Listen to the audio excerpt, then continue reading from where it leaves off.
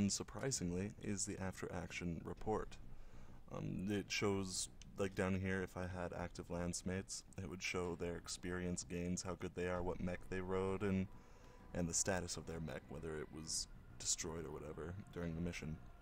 If I had killed any mechs, there's a chance that I would get them as salvage over here, which you can then use salvaged mechs yourself because you have an awesome engineer with you. And down here you have components that you salvaged. I don't know what else there is to that. I mean, they're weapons that you can use. And that is the after-action report, which leads promptly into the next mission briefing. Alright, we've bloodied their noses, even if they won't know it right away. With communications cut, we'll be able to move in secrecy for a while. From here on, I want you to take a command role with the team. They need to start seeing you as their leader. So I'd like you to determine our next mission and get us set up. I've uploaded our TAC officer's operational overview. It's simple enough.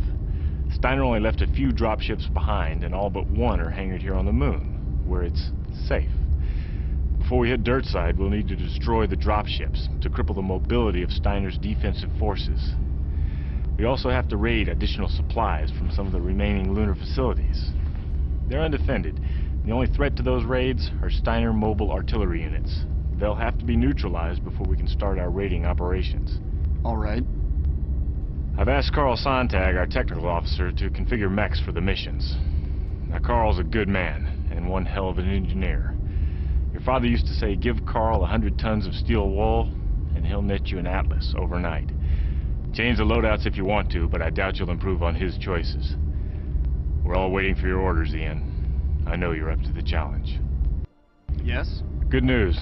Tactical just informed me that the techs have pulled Steiner encryption codes out of the mess we left behind at the comm facility. We'll be able to intercept enemy communications. Well, some of them, anyway. We should also be able to locate other pockets of resistance. We should start getting some useful information in the next few hours. I'll keep you updated. Hello, Carl. It's been a long time. I didn't know if you'd remember me. I served your father for a long time, but the last time I saw you, you were a boy. Duke Eric was a fine man and a great leader. We will miss him. I will miss him. He would have wanted better for you, but I'll give you the best I can. I've modified our mechs by stripping out some of the heat sinks. The heat dissipation in this environment is so efficient, they'd just be erased. You won't need much speed for these missions, so I've added extra armor, just in case. Not much weaponry to choose from yet, but that will change soon enough. Bring in any good weapons or material as salvage, and I will keep you ready to fight. I kept your father's mechs in shape for him. I'll do the same for you, young Dressari. I forgot how much dialogue there was in this game.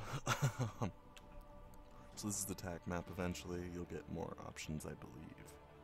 I honestly never really got that far in the game. So, here is the next mission. Destroy Steiner missile vehicles. Steiner is moving missile vehicles through our operational area in preparation for an attack. Sweep the area and destroy the Steiner launch vehicles. The vehicles will be escorted, and this escort may include enemy mech forces. Mechs are the giant walking robots if you're really unfamiliar with them. If you're really familiar with them, I'm sorry for butchering the lore and shit like that. I really am. I will see you guys when I hit these convoys.